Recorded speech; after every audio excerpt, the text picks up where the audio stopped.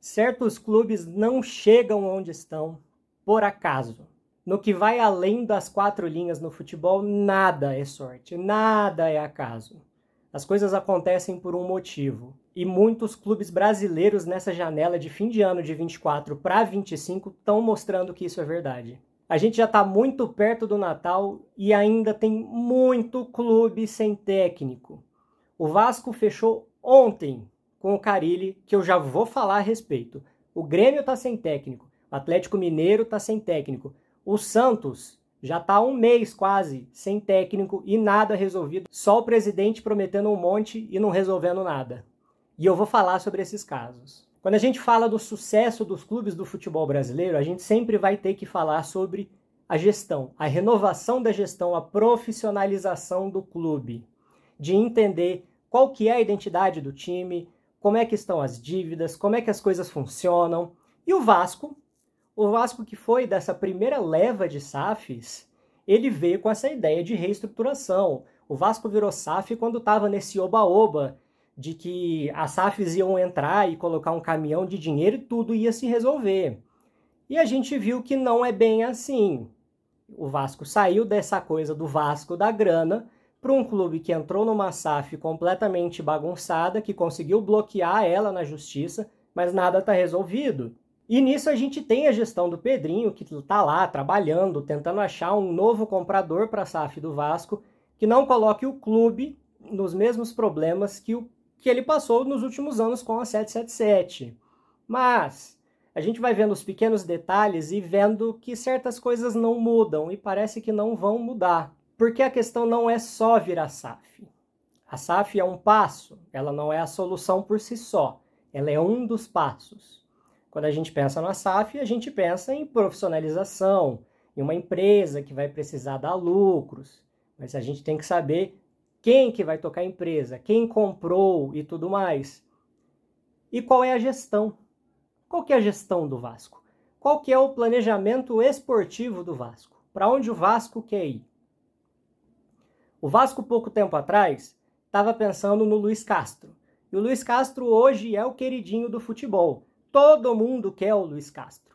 E faz certo sentido. Se você vê o que ele fez com o Botafogo, tirando a parte de que ele abandonou o clube no meio do ano, mas se você vê tudo que ele fez com o Botafogo, quando ele pega o Botafogo assim que subiu, numa reestruturação do Botafogo, nos primeiros passos da construção que levou o clube até onde está hoje, campeão da Libertadores, o Castro ele não foi só um técnico, ele foi quase um gestor lá dentro. Ele quis tomar conta do clube, ele quis rever processos da base, ele quis muita coisa além de só tocar um monte de jogador. E foi um processo danoso, foi um processo que deu trabalho, que deu estresse, a torcida pediu muito a cabeça dele várias vezes. Mas você percebe que parte do sucesso do Botafogo hoje tem a mão dele, da base que ele construiu, e depois das pessoas que assumiram e conseguiram tocar e melhorar esse projeto dele. Então, quando você olha para isso, para o Vasco, você pensa, faz sentido? Mas faz sentido como? O Vasco está disposto a isso? O Vasco tem estrutura no meio dessa bagunça de quem não sabe quem que vai ser o novo dono da SAF e tudo? O Vasco está disposto? Ah, não, tudo bem, o Vasco está disposto, vamos lá e não sei o quê. Mas não foi. Não foi por N motivos. O Castro não deve ter se empolgado, não deve ter se empolgado também com a questão financeira, ele tem uma bufunfa para receber ainda do time da Arábia Saudita dele, acho que era o Al Nassr, né? E se ele assumir um novo clube, ele abre mão desse dinheiro, são 40 milhões de reais. Mas não veio. Tudo bem, acontece, ninguém conseguiu trazer o Castro ainda, não é demérito do Vasco. E aí você pensa, tá, mas para onde que o Vasco vai? Não, vamos para o Renato Gaúcho. O Renato Gaúcho não tem nada a ver com o Luiz Castro. Nada. É um técnico de estilo mais moda antiga, que gosta de atacar, a defesa é terrível de ruim, um técnico ofensivo, que leva aquela coisa mais à moda antiga, de que ele é o dono ali, e ele faz a gestão do elenco, uma coisa mais... É difícil falar do Renato hoje, porque parece muito, toda vez que eu penso nele, ele ficou para trás, né? Acho que para mim é o grande ponto. Mas é o Renato, nome grande, se o Vasco trouxer um monte de gente, ele vai conseguir levar e pipipi, popopó. Beleza, mas Renato Gaúcho e Luiz Castro são coisas que não se comunicam. Então você começa a ver, não, o projeto que eu tinha para o Luiz Castro não era um projeto do Vasco. Era um projeto para contratar o Luiz Castro. Ah, não vai rolar? Beleza, então vamos mudar tudo e falar, ó, Renato, a gente tem um projeto para contratar você. E o Renato também não quis. Renato não quis, não se empolgou, não, o Vasco não vai ser um time que vai lutar por títulos, não vai ser um time que vai pagar todo o dinheiro que o Renato quer, e aí o Renato deu aquela e falou, quero descansar.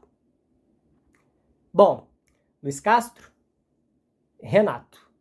Quem que é o próximo? O Vasco vai lá e me fecha com Fábio Carille.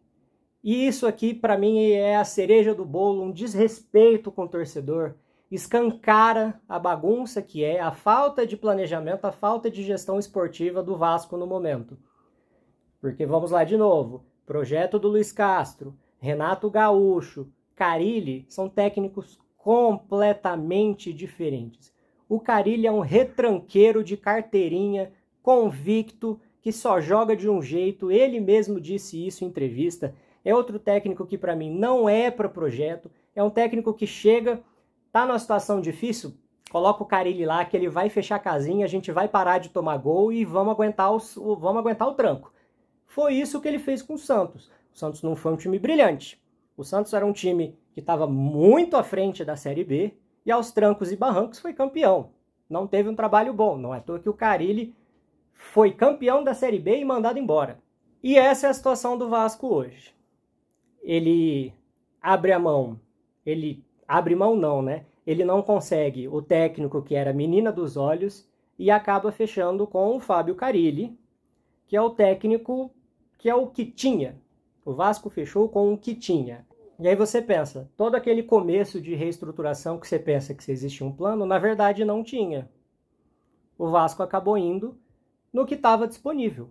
A gente pode prospectar, procurar um técnico novo e tudo. Não procurou. Ou se procurou, tomou muitos nãos também, não dá para saber. E aí acabou indo com um técnico que é completamente diferente do que joga o futebol carioca, do que sempre jogou o Vasco. Apesar de que dizer que o Vasco tem um estilo hoje é meio complicado, porque faz anos que é um time completamente caótico, bagunçado. E a contratação do Carille é um grito para a torcida de que o Vasco vai sobreviver nesse ano.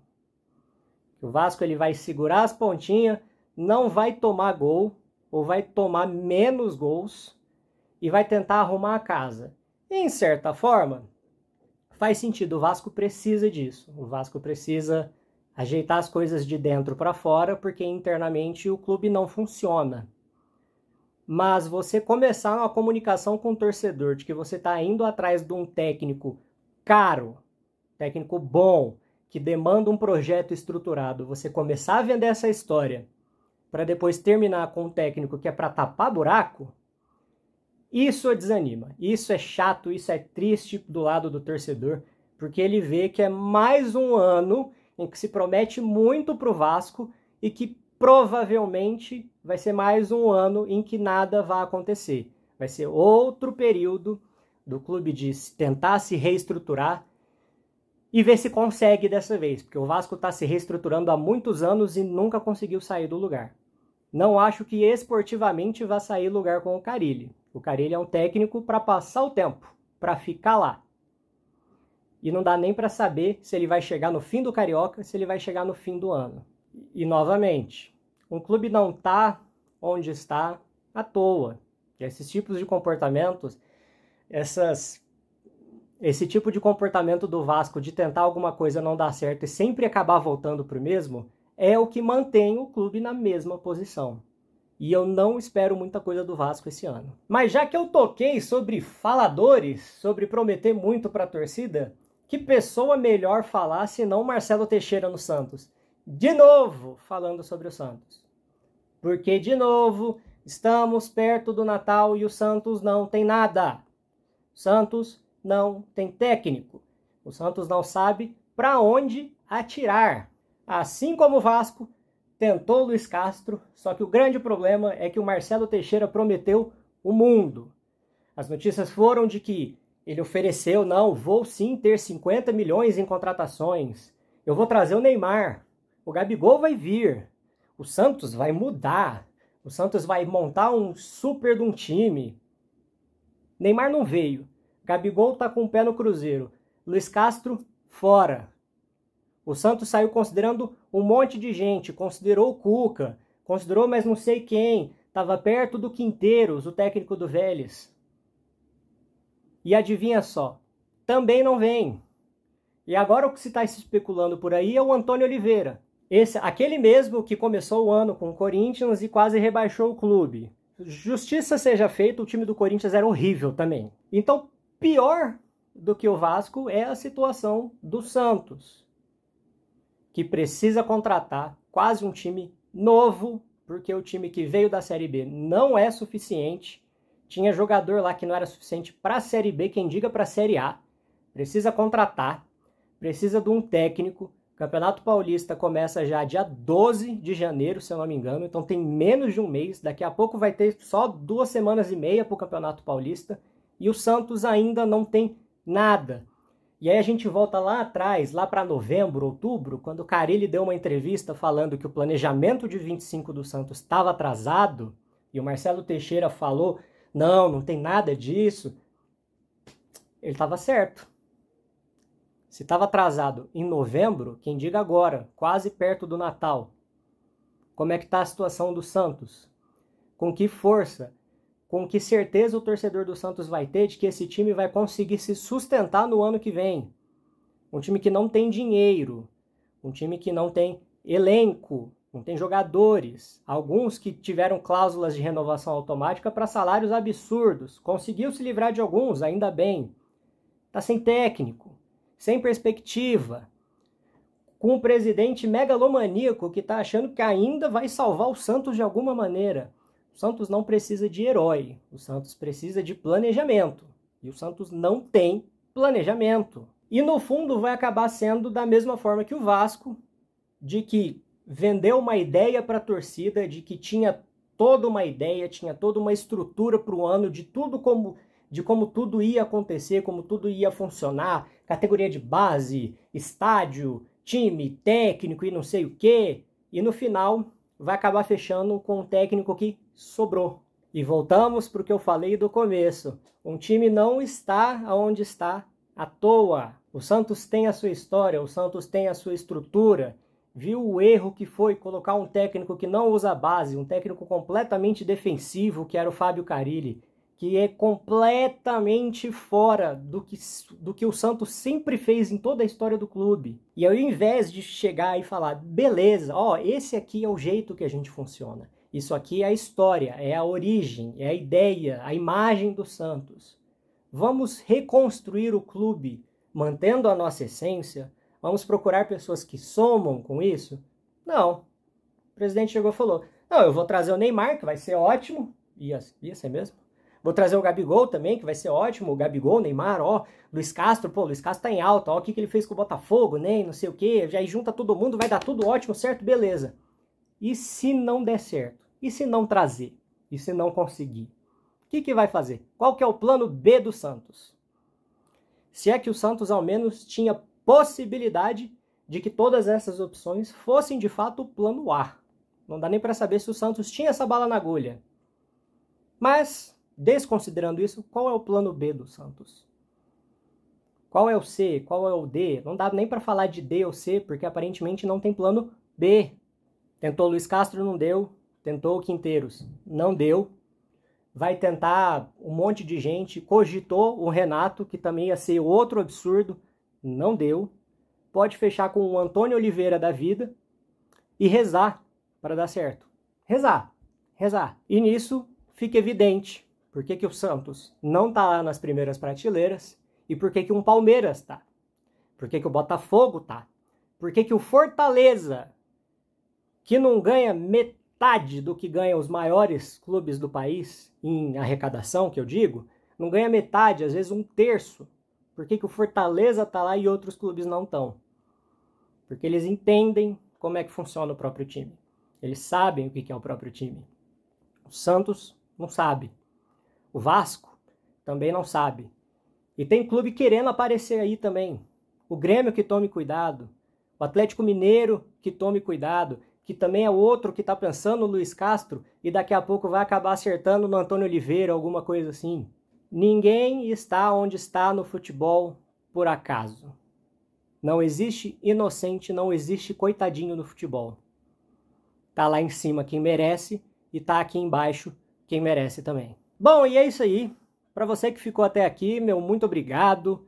Comenta aí o que você achou, o que você acha que eu posso comentar a respeito. Eu gosto de falar bastante, mas eu fico meio assim, sem saber para onde que eu vou, o que eu faço. Tô aprendendo ainda. Não se esqueça de se inscrever no canal, por favor, me ajuda bastante. Compartilha com quem quiser, curte o vídeo e ó, até a próxima.